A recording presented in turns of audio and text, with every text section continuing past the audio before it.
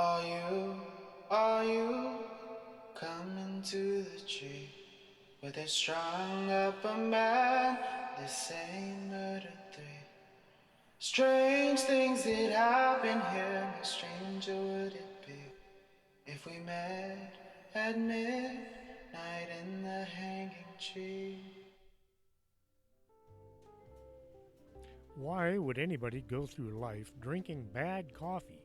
It's like a disgrace. Here in Laredo, we have the Organic Man Coffee Trike, the best coffee on the planet. You can find them at 4501 McPherson. Or, if you don't live in Laredo, you can order at organicmancoffeetrike.shop. The absolute best coffee on the planet. And welcome to the show. I'm your host, Chris James. Here we are once again in the adventures of podcasting. I had to replace my soundboard again and my recording app. Well, what can you do? Life goes on. It's a good thing it's little things like my podcast and not my truck that are acting up. Tonight I'm going to be talking about Valiant Thor. I've heard the stories about an alien that visited the White House back in 1950s. The year before I was born, a man named Valiant Thor had come from another planet to discuss things with the commander-in-chief of the most powerful nation on Earth. The story began in mid-March 1957 when the folks in the White House received an urgent message from the Alexandria, Virginia Police Department. Alexandria is just a short distance south from Washington, D.C. The message said two of their police officers had picked up an alien who had landed some 14 miles south of Pentagon Boulevard. The occupant was transported to Pentagon to meet with the Undersecretary of Defense, and then shuttled to meet with President Eisenhower and Vice President Richard Nixon. A lot of folks living today didn't know Nixon was vice president back then. The story of some of the things placed on his desk are long and interesting. I'll have to go into them in a later show. Little things like getting rid of Fidel Castro. As a form of identification, Thor had a document written in some foreign language, just a bunch of squiggles and lines. Through some alien technology, the document was translated into English. There isn't anything saying how this worked. Did they have to put on some kind of glasses, or was it through mental manipulation? Think about that a second. Some guy walks up and hands you a piece of paper with a bunch of wiggles and squiggles on it, and he tells you he's from another planet, and this is his identification. You'd probably think the guy was nuts. There are numerous reports on how aliens were able to communicate through telepathy. There are also stories of folks being abducted and hooked up to bizarre machinery that either took or put thoughts into their minds. If any of y'all watch Doctor Who, you should be familiar with psychic paper. The Doctor used psychic paper to pass himself off as an acquaintance to Lady Clemency Edison, allowing him and Donna Noble to join her party. While investigating a murder at Edison Manor, he used the paper to identify himself as Chief Inspector Smith from Scotland Yard, accompanied by Miss Noble. The idea that the writers from Doctor Who knew about how Valiant Thor identifies himself is too much of a stretch. It would have been just a coincidence, or maybe not. The meeting between the president and the alien is said to have lasted about an hour. After adjourning, the alien visitor was put on VIP status and was shuttled back to the Pentagon, where he spent the night in the Army reception office on the first floor near the concourse. A Valiant Thor met with the president to discuss the world's problems and offer advice and counsel on how to deal with and eliminate them. He indicated to President Eisenhower that the world was in a precarious situation, and if the world continued to proceed on a war footing, it would cause an economic imbalance throughout the world, if not simply end all life. Since the end of World War II, the world has only been at peace for a few years. 1950, the Korean War was kicked off and ran until 1953. Also 1950, the Indochina War was brewing. The people living in Vietnam were trying to get the French to leave. The United States sent some soldiers there to help out. This led to 1955, when the United States got fully involved in Vietnam. Since that time, there hasn't really been peace on Earth, ever. A lot of these conflicts were started not by the folks living in these countries, but by folks in other countries that wanted to bend the populace in their direction.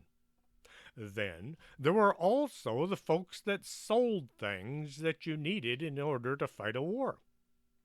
The whole military-industrial complex that Eisenhower warned us about.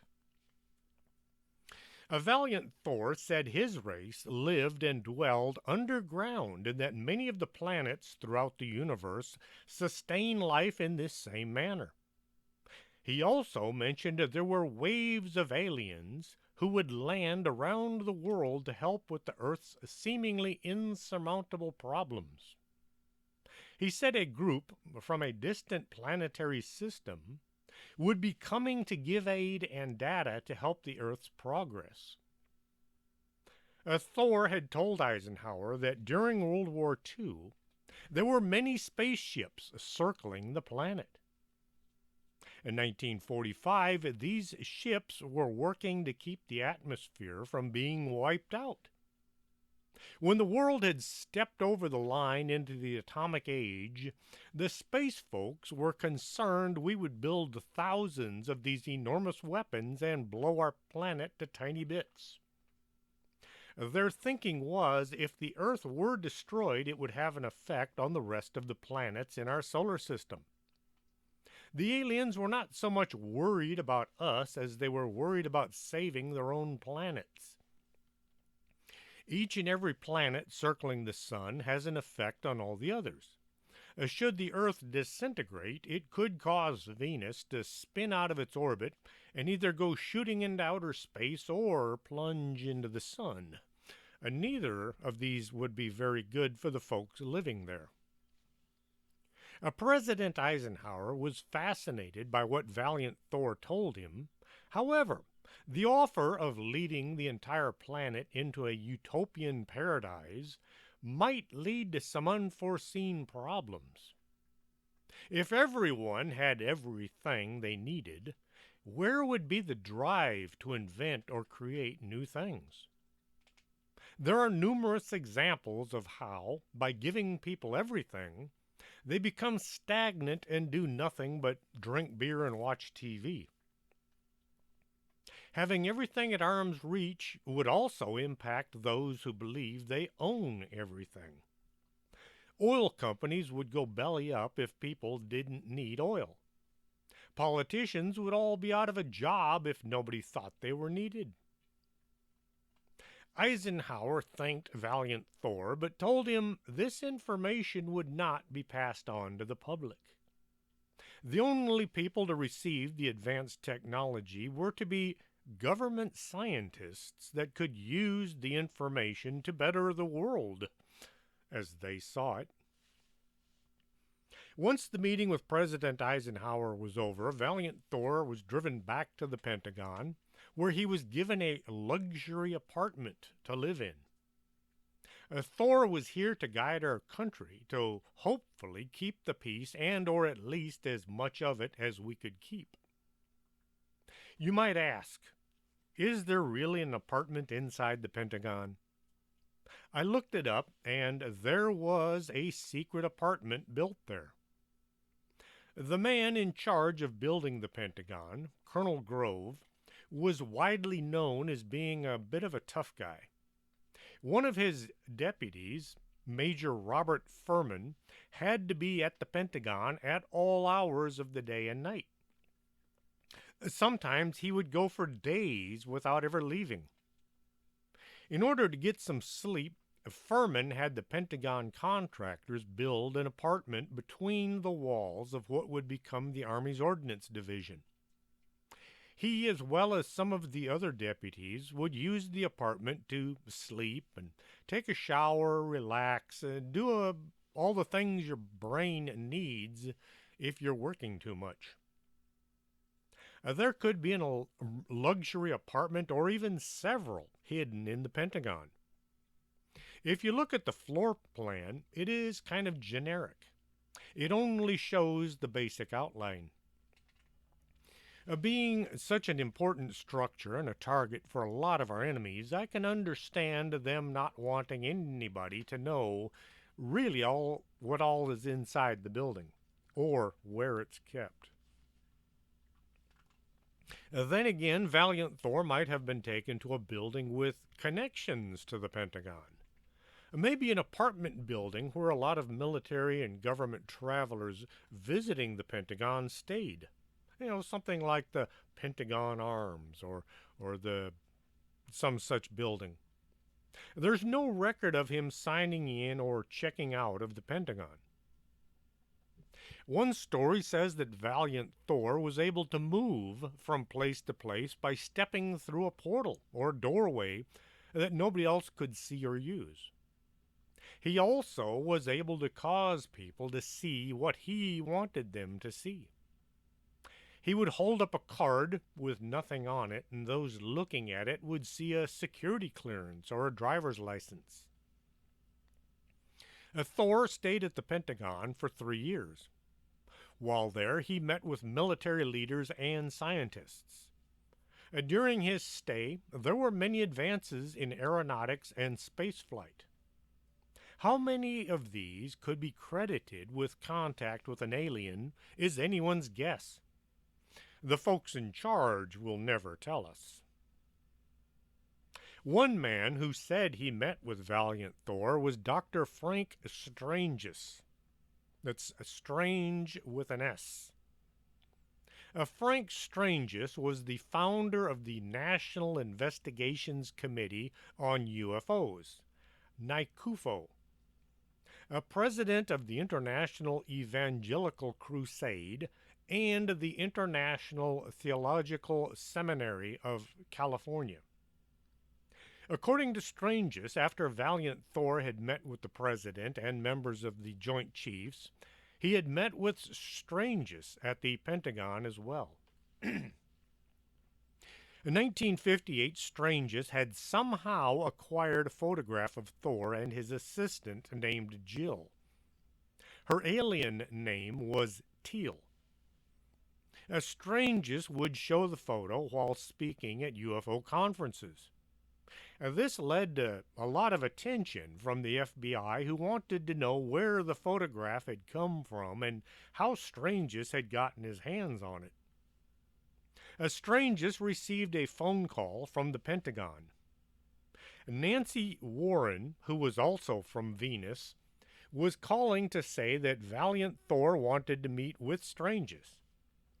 Thor had heard about the photo and he was interested in how Stranges had gotten his hands on it as well.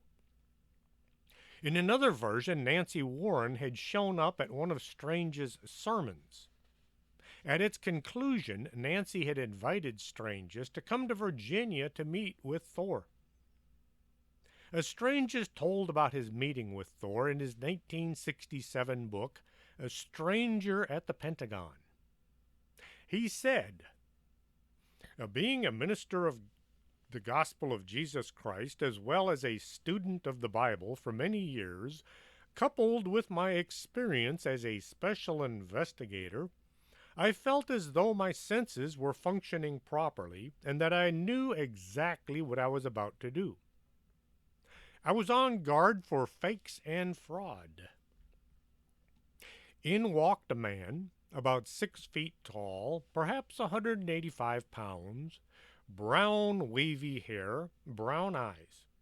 His complexion appeared normal, slightly tanned. As I approached him, he looked at me. It was as though he were looking straight through me. With a warm smile and an extended hand, he greeted me by name. The strangers went on to say, his his geniuses astonished me. Is that even a word? Geniuses? He astonished me, but I quickly understood. As I gripped his hand, I was somewhat surprised to feel the soft texture of his skin, like that of a baby, but with the strength of a man that silently testified to his power and intensity. He told me that his purpose in coming was to help mankind return to the Lord. He spoke in positive terms, always with a smile on his face.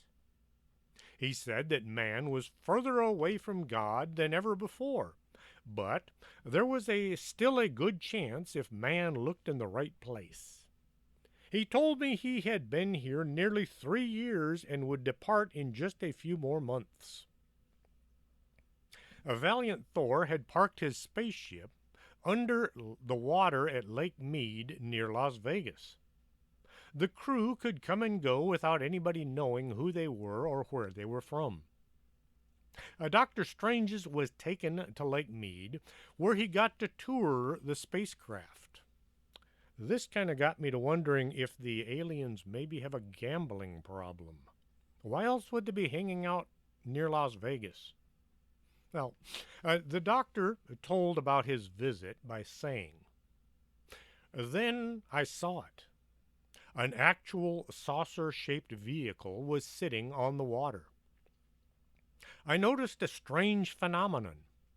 The waves were gently rocking a powerboat tied to a rough mooring, causing the boat to rise and fall. However, I noticed the spacecraft did not move. I was to be informed later that the ship was equipped with a pencil-fine beam that when fixed on any solid object kept the ship from moving, even 1 degree from that fixed position. As we neared the ship, it glistened in the light of the sun. We sailed close to the craft where a motor was cut off. Then an aperture opened, revealing 2 smiling faces. 1 man and 1 woman, greeted me by name, took my hand, lifted me into the ship, and then reached it down for Valiant. A short time later, a small power craft was also raised aboard and stowed in a compartment where a much larger power craft was also seen. My first impression was one of great exhilaration mingled with joy and excitement. I had read from time to time true accounts that had changed the lives of other UFO researchers and investigators. I have read many books that carefully outline the experiences of those who had experienced actual space contact. But now it was different. It was happening to me. I remember how my colleagues in the Christian ministry looked with disdain upon anyone who would dare relate incidents about space people, space vehicles, and such. Now, I found myself caring less what anyone would possibly think of me because of my own experiences. I was there. A stranger said he was ushered into a room where he was requested to completely disrobe. He was told to pass through a room that looked like a shower. There was no water, but he felt as if he were being cleaned by some invisible substance. Once the cleaning was finished, Strange said he no longer needed glasses to see. He also said his body felt great. One of the aliens handed Strange's a set of white coveralls, space alien clothes. The interior of the ship had no square corners. Everything was rounded. Strange's was taken to a room, which was to be his bedroom while on board the craft. The walls looked to be pale blue, with lighting coming from an unknown source. He said the floor felt like it was cushioned, kind of like walking on a cloud. Strange said the floor would fit around his foot as he walked. The room had been empty when Strange first entered, but the furniture would appear at the push of a button. There was a bed that popped up from the floor, a desk and a chair, everything he needed. You ever wonder about toilets in space? When I was about 8 or 10 years old, I was given a bunch of NASA stuff, photos and brochures. My dad knew a bunch of the guys that worked at Johnson Space Center. One of the brochures was on how astronauts used the bathroom. I did a report in school on it. I was given mixed reviews by the teacher. I guess she wasn't interested, or she didn't really want to know. Strange discovered he needed to go, number 2. There was a door and a throne, but once the mission was completed, Strange looked for the paper to finish the job. A voice popped into his head saying to push the 3 buttons one at a time. He did, and, well, he was done. Strange said Valiant Thor had contacted him because he was a devout Christian. Thor informed Dr. Strange that the Bible was a representation of the truth, but that Jesus Christ was not a human being, but rather a space alien. He claimed that he had wanted to preach this news on Earth, but that he had been dissuaded from doing so by the senior politicians. Thor told Dr. Strange that this disappointed him, but he had not stopped from continuing his mission to preach the galactic word of Jesus Christ, which continues to the present day. Now, this does sound like something an evangelist would say on how aliens might fit into their biblical ideas. In the Vatican newspaper piece titled "The Extraterrestrial is My Brother," Reverend Jose Gabriel Funes said the expansiveness of the universe means there could be life on planets other than Earth. Funes said there might even be intelligent life out there, but believing in its existence doesn't pose a problem for those of the Catholic faith. He said human beings could even consider another life form an extraterrestrial brother because it too would be one of God's creatures. A lot of religious folks like to use aliens and space contact as a means of furthering their ideas. I don't have a problem with this. I don't know if it's true or not because I have yet to meet an alien as far as I know. But I do find it kind of interesting how a lot of different religious folks will say that they met aliens who pretty much thought the same they did. You never hear of anybody meeting an alien who says, "You're wrong, that's not how it works," but maybe they just never talk about it. There are those who believe the story about Valiant Thor and his crew was just fiction, written by Dr. Frank Strange. They say the whole thing didn't exist until 1967 when Strange wrote his book, The Stranger in the Pentagon. This is right up there with saying Watergate didn't exist until the story appeared in the New York Times. Every UFO or alien story gets lambasted by the naysayers right up until it's proven to be true. Even then, some will still insist on saying no. And now that the Pentagon has begun saying that UFOs are not ours, they're not Russians, they're not Chinese, will they someday come out and say, oh, by the way, Valiant Thor really did visit the president and he did stay at the Pentagon? You can believe in flying saucers and not believe Valiant Thor existed. You need to have an open mind, but not so open that your brains fall out. The Second World War had just come to a close. We had won, sort of. Yes, the Germans had surrendered, but not the Nazis. The OSS, which had become the CIA, was importing scientists who had been Nazis into our country, despite President Truman saying not to do this. They were more focused on what might be learned than the war crimes that had been committed. This was all under the cover of the Operation Paperclip.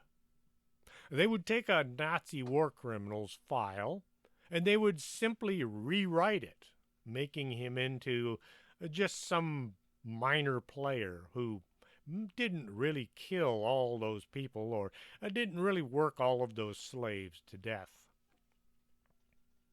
Admiral Byrd had gone to the Antarctic looking for Nazis, and he found aliens with advanced technology. Our troops wound up getting kicked out of the area. Instead of having the feeling of immense victory, our country was now looking at a whole new problem. Not just the Soviets, but aliens as well. A new problem was also showing its ugly head. Companies that had made millions of dollars making war equipment found themselves kind of out of work. No need for bombs and bullets if there was nobody to throw them at. Any minor conflict needed to be capitalized upon so they could get the cash flowing once more. The president would have been apprised of the crash at Roswell. President Harry Truman instructed Secretary of Defense James Forrestal to set up Operation Majestic 12, a blue-ribbon top-secret panel headed by Vannevar Bush, a leading Manhattan Project figure and the creator of the Memex machine, which was a forerunner of the modern-day computer. About this time, the rights of we, the people, to know what was going on became a much lower priority. Truman did his 2 tours in the White House, and then he was replaced by Dwight Eisenhower. Researchers contend that the MJ-12 committee eventually brokered a sit-down between space aliens and President Eisenhower, during which an agreement was reached to enable aliens' studies of human biology while by abductions and animal mutilations in exchange for use of extraterrestrial black technology that would lead to the development of things like the B-2 stealth bomber. Later, it was suggested that John Kennedy threatened to reveal the MJ-12 alien negotiations, which was the leading cause for him getting shot. At some point, either before, after, or even during this time, Valiant Thor showed up and was also introduced to the president. Many people say the aliens are our space brothers, here to make our lives better. Others will say some of the aliens are a bunch of lowlifes. The Nordics were supposed to have been working with the Nazis. A crash in the Black Forest back in 1936 led to an agreement between the aliens and the humans, which then led to World War II. I think we're dealing with several alien races. Some are nice and here to give us a bit of help. Others are here for some nefarious reason only they will understand. If all aliens were our space brothers, why would they abduct people and conduct experiments on them without permission? Well, without permission from that person. Just because the government says, yeah, you can kidnap a bunch of our people, we don't have a problem with it, that doesn't make it right. Supposedly, we, the people, are supposed to have the right to say, no, I don't want to be abducted. No, I don't want to be probed. No, I don't want to go to Alpha Centauri and things like that. Cattle mutilations would not be going on either. There have been too many times when alien contact has led to huge problems. Take, for example, the Cash Landrum incident. Laura Eisenhower was asked about her great-grandfather and his meeting with extraterrestrial beings. I chopped out some of the extra words that only made the interview sound kind of jacked up. I cut out I means and you knows and things like that she said during the interview. Things that just didn't sound necessary. I really hate the way some people talk. When did so become the beginning of a sentence? How many people do you know that begin speaking by saying, so? It ain't right. At least, I don't think it's right. Maybe I'm wrong. I'm not an English major. Heck, I can barely speak the language. Anyway, let's get back to what I was talking about. Here is her paraphrased statement. As she said, we have to understand that the Second World War wasn't really won. We were dealing with things like Project Paperclip. We were dealing with Admiral Byrd in 1947 going to Nazi bases in Antarctica and being defeated. So all these things were going on underneath. It's like this whole other reality is going on that we don't hear about. All of a sudden, Eisenhower is voted in presidency, and this facade of winning the war begins to just take us further and further away from the extraterrestrial concept. And what that really means, and what is it really about? What is the interaction? So I would say that he was instrumental in warning us about the military-industrial complex and his integrity. And I think the imprint that he left has allowed us to look back and open that door up and ask these questions that weren't asked back then. My intuitive hit is that, and this is what I've gained from the work of Corey Goode and other whistleblowers that have been connected to the secret space program, is that the Nordics were connected to the Germans. And it wasn't this whole, they made a deal with the wrong guys. It was there needed to be so much discernment and clarity about the larger picture that how can you possibly do that in those times? This is what we're trying to sort out now. These timelines and the deeper history connected to secret societies, connected to these deeper ET agendas that have been around for thousands of years. So when it presents itself to the world government or to these power structures, there's been pieces put into place specifically on purpose in order to create this outer facade which we read in our history books that have nothing to do with the true history of what is actually going on.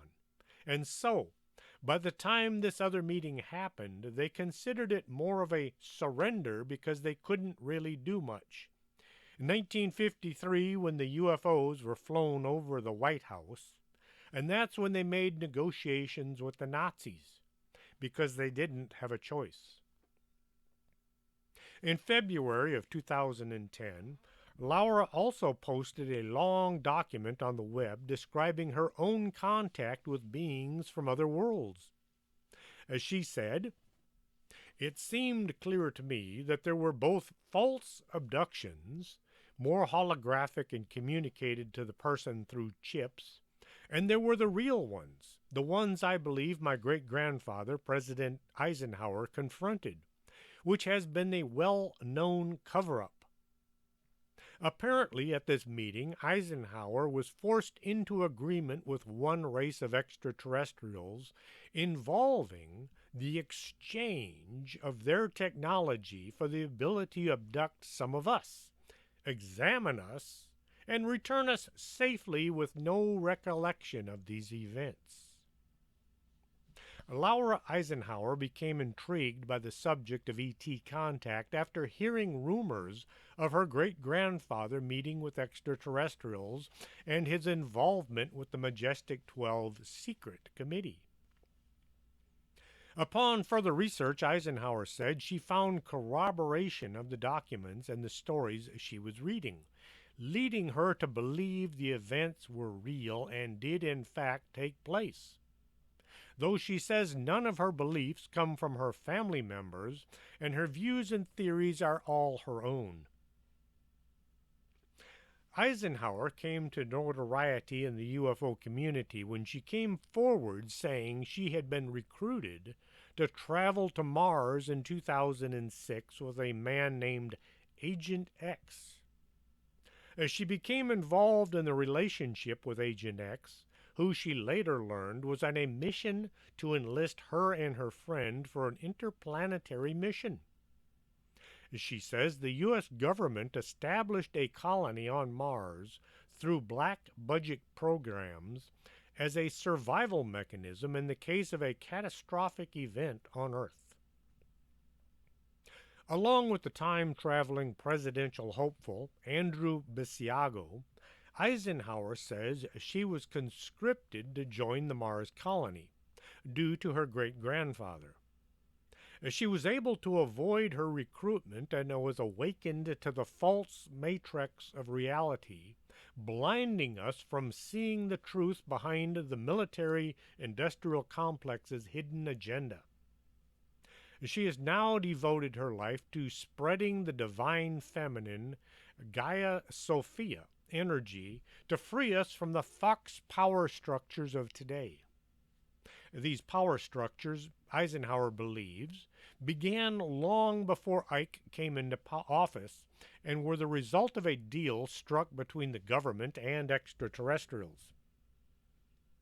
The outcome of this deal, according to Eisenhower, has resulted in a shadow government with an insidious agenda to control the population through the use of chemtrails, genetically modified food, false flags, and mind control through the media.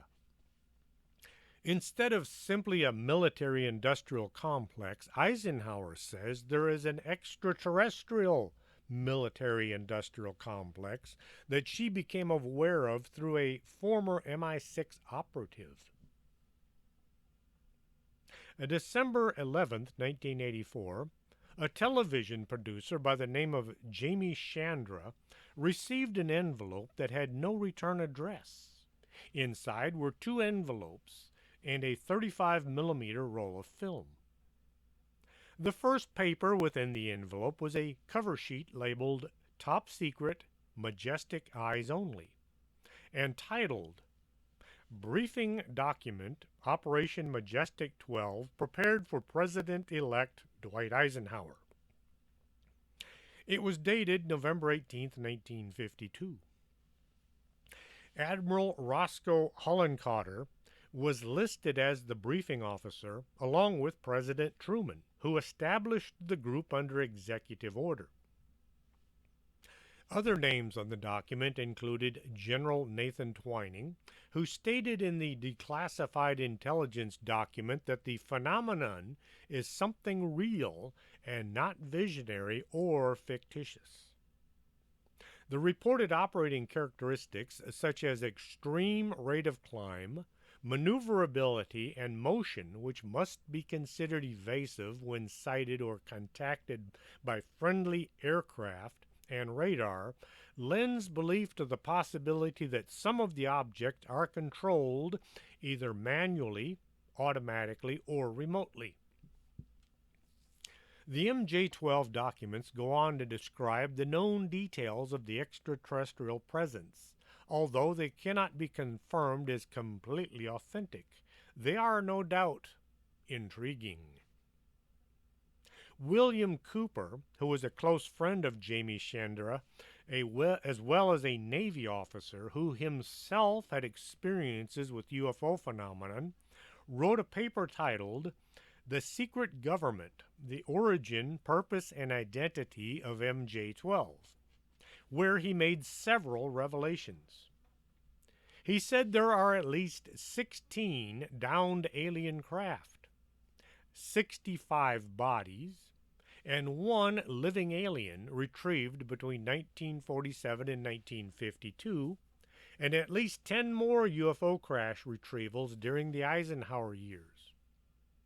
He also said this secret government was dominated by the CIA and the Air Force, but then went on even greater secrecy in 1952 with the establishment of the NSA, which didn't become known to the general public until 30 years later. Cooper wrote a book, Behold the Pale Horse. It is interesting, but I developed a headache trying to decide what was true and what might have been restated from made-up sources. Sources like the Protocols of the Zionist Elders, which was a made-up document by the Russian secret police back in 1903. Cooper had a lot of good information mixed in with some very sketchy material. If you want to read the book, be my guest, but be forewarned, there's a lot of stuff in there that you're just going to shake your head and go, nah, no way. Another source sharing details of Eisenhower's meeting with extraterrestrials is Dr. Michael Salla, a former American University professor who now writes extensively in the UFO field. According to the Pentagon consultant and UFO researcher Timothy Good, President Eisenhower had meetings with extraterrestrial beings on more than one occasion. Lord Admiral Hill Norton, a former Chief of Defense Staff, 5-star Admiral of the Royal Navy, a chairman of the NATO Military Committee, said, "There are objects in our atmosphere which are technically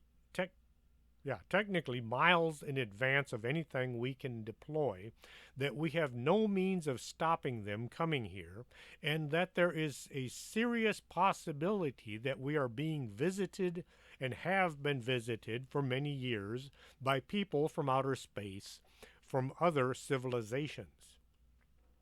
That it behooves us, in case some of these people in the future or now should turn hostile, to find out who they are, where they come from, and what they want. This should be the subject of rigorous scientific investigation and not the subject of rubbish by tabloid newspapers." One of the people Laura Eisenhower named as being involved with the secret Mars colony was Dr. Hal Puthoff, engineer and former member of the Stanford Research Institute. Puthoff is part of the team at To the Stars Academy, the group led by former rock star Tom DeLonge, currently leading a disclosure movement. The group has hinted to exposing reverse-engineered advanced extraterrestrial technology. During Dwight Eisenhower's tenure as president, he created DARPA, the Defense Advanced Research Project Agency, notorious for creating military weapon systems with highly advanced technology. DARPA is also associated with next-generation technology, advents that some believe are reverse-engineered from extraterrestrial equipment. All those scientists that met with Valiant Thor and other aliens could have developed all manner of bizarre weaponry used to both defeat the Soviet threat and maybe keep the rest of the planet under their thumb. The Second Amendment was put in the Bill of Rights so the government couldn't suppress its people. Now, with all these super advanced weapons, it looks like our pistols and rifles aren't going to do much. In the last few years, there have been many people come forward with stories that make the Valiant Thor Odyssey a lot easier to believe. Paul Hellyer was the Canadian Ministry of Defense in the 1960s, ruling over the country's armed forces during the Cold War. When he retired, he publicly stated that we are not alone in the universe, and some guests from outer space actually live here on the planet Earth. Paul Hellyer stated, "Because I know that they are here, as a matter of fact, they've been visiting our planet for thousands of years, and one of the cases that would interest you most, if you gave me 2 or 3 minutes to answer, is that during the Cold War, 1961, there were about 50 UFOs in formation flying southwest from Russia across Europe. The Supreme Allied Command was very concerned about ready to press the panic button when they turned around and went back over the North Pole. They decided to do an investigation, and they investigated for 3 years, and they decided with absolute certainty 4 species at least have been visiting this planet for thousands of years. We have a long history of UFOs, and of course, there have been a lot more activity in the last few decades since we invented the atomic bomb, and they are very concerned of that and the fact that we might use it again. And because of the cosmos is a unity, and it affects not just us but other people in the cosmos, they're very much afraid that we might be stupid enough to start using atomic weapons again. And this would be very bad for us and them as well." Hellyer also said he believed the world's elites have the technology to reverse the effects of climate change, but they are holding back from the public. Hellyer said that the Illuminati want to help the petroleum industry. He has publicly stated UFOs and extraterrestrials have been here for quite some time now, and that there are at least 4 known alien species that have been visiting Earth for thousands of years. Based on sightings of aliens reported by hundreds of people over the last 100 years from different parts of the world, it is calculated there are as many as 82 different types of aliens that are currently here on Earth. Some of these alien types might be the same group, only with slightly different looks. If you travel around our world, you'll see a lot of different looking humans. We're all humans, we just look different. The same might go for the aliens. Betty and Barney Hill were abducted by aliens that looked human. Travis Walton woke up to see 3 horrible-looking creatures. When he thought he had escaped from them, he ran into a human-looking alien. A letter written by John F. Kennedy to the head of the CIA shows that the president demanded to be shown highly confidential documents about UFOs 10 days before his assassination. The memo is one of 2 letters written by JFK asking for information about alien spacecraft. JFK had also told NASA to begin sharing information with the Soviet Union. One of his concerns was that a lot of these UFOs were being seen over the Soviet Union, and they might think that this is us being aggressive. It would look as if he was bringing the Cold War to an end. Had this happened, a lot of money would have been saved. A lot of lives would have been saved as well. Immediately after November 22nd, Johnson canceled these orders and then ramped up the war in Vietnam. If the aliens visiting the White House were all looking to bring peace to Earth, would they want to have anything to do with Johnson? Some folks are really into war, as long as they're not the ones being shot at. During most huge conflicts, soldiers have reported seeing weird craft that didn't belong to either side. The Foo Fighters were seen by both Allied and German pilots. There were even a few reports made by Japanese pilots. In Vietnam, June 15, 1968, along the demilitarized zone between North and South Vietnam, a patrol boat, PCF-12, commanded by Lieutenant Peter Schneider, was on a routine night patrol near Quay. At 12:30 in the morning, PCF-12 received a frantic distress call from another patrol boat in the vicinity, PCF-19. They were being attacked by unidentified lights that they were referring to as enemy helicopters, which was odd because North Vietnam didn't have fighter helicopters. Snyder ordered the PCF-12 to head for PCF-19's position to offer assistance. And as they closed in, they spotted two bright lights, shaped like saucers, hovering over PCF-19's position. As they approached, one of the strange lights emitted a bright flash of light, after which PCF-19 exploded. After the destruction of PCF-19, the two lights rapidly took off, disappearing from view. PCF-12 scouted the area for any possible survivors. Two wounded men were found and pulled aboard their boat. They began talking about the UFOs. The survivors said they had decided to fire upon the threatening, mysterious objects, and that was when one of them had issued a piercing blast of light to obliterate the boat. The idea of peace-loving aliens isn't negated by this incident, since the sailors did shoot first. As for meeting with presidents of the United States, it looks as if Eisenhower was the last one to talk with these beings from another planet. Kennedy knew about them, but as far as I could find, never actually met with them.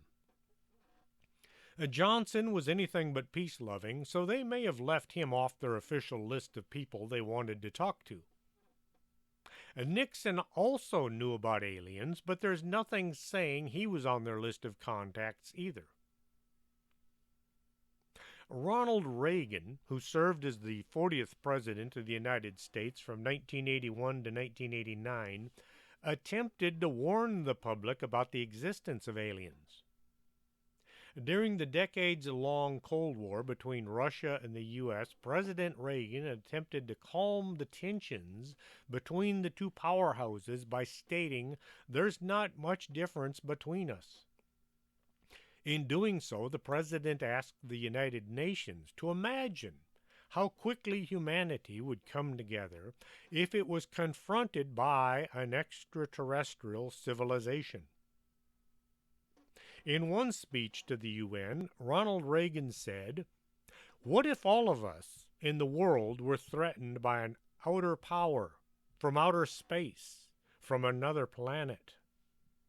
We would all of a sudden find out we didn't have any differences after all." In another speech, he said, "Perhaps we need some outside universal threat to make us recognize this common bond." Did Reagan meet with aliens that were not so peaceful, or was he referring to aliens he'd been warned about, maybe by aliens that were friendly to us? He said, "I occasionally think how quickly our differences worldwide would vanish if we were facing an alien threat from outside this world." According to some, the reason Reagan left Hollywood and set his sights on the White House was based on advice given to him by an alien. If you look at how things were going up until 1981, it looked as if the United States and the Soviet Union were going to blow up our happy little planet. Things just kept getting worse no matter how hard we prayed they wouldn't. I'm not saying Reagan saved the world, but he sure did a lot to drive the Soviets out of business. Perhaps he was the right man for the job, and the aliens knew it. The standard line in flying saucer cartoons is the aliens saying, "Take us to your leader." It is supposed to have begun in 1953. If you were visiting a planet and you wanted to speak to the person in charge, would it be a politician? Would that be the right choice on talking to in order to find out what that planet needed? Or would you talk to the guy that has all the cash? The guy that has the reins that control most of the politicians? By watching how things are going here on our planet, you'd soon realize that the person in the White House is not going to be there for more than 10 years. Wouldn't it make more sense to meet with the folks who never get voted out of office because they're not elected, and they mostly stay in the shadows? This brings in a whole other problem. The folks hiding in the shadows aren't there because they don't like the sun. It has to do with bad things are best kept out of sight. Would peace-loving aliens that wanted to help our planet evolve into a member of the Space Confederation be willing to deal with people that consider most of the planet only valuable as workers? Do aliens have our best interests at heart, or is this just what they're telling us in order to keep us peaceful while they do what they want with the planet that we're living on? You know, the old, you get more flies with honey than with vinegar. According to what I've read about Valiant Thor, is still here, is still hanging out in his spaceship watching our planet as we slowly destroy it. I guess he's here making sure that we don't completely destroy it. He's immortal, so time is on his side. He can come and go as he sees fits, and he can always fly away and escape whatever bad things befall us, as long as our planet doesn't blow up. Did he ever actually meet with President Eisenhower? We can only read or listen to what is out there and draw our own conclusions. I only scratch the surface on information. You can sort through it if you want and find out what you believe. As far as I'm concerned, we need to keep our guard up. If these space brothers are really here for our benefit, what's taking them so long to deliver? World peace? Flying cars? We seem to still rely on oil for everything. The elites are running the world with more vim and vigor than ever. If the aliens really wanted to make the planet better for everybody on it, why don't they just open up a website and tell us this is what you need to know? Here's how you build your own solar generator. Here's how you stop relying on oil. Hey, if any of you aliens out there are listening, maybe you could do something like that. Or probably not. I think these aliens are here for their own benefits and not ours. They only tell us what will keep us on their side. We don't even really know what they're saying, since the folks doing the communicating might not be telling us what they're saying either.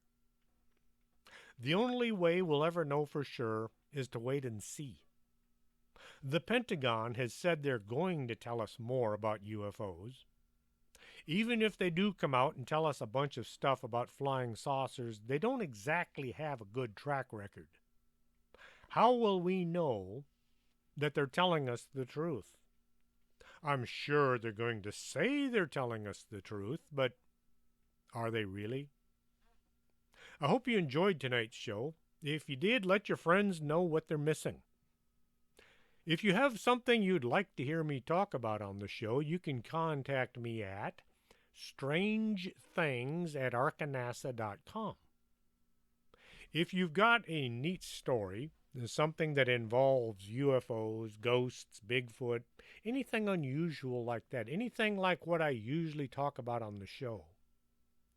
If you have a story and you know for a fact, or you're pretty much convinced that it's true, send it to me and I'll put it in my next book. Strange Things. If you have a story, something you'd like to see in writing, you can contact me at strangethings@arcanasa.com. Until next Saturday, this is Chris James.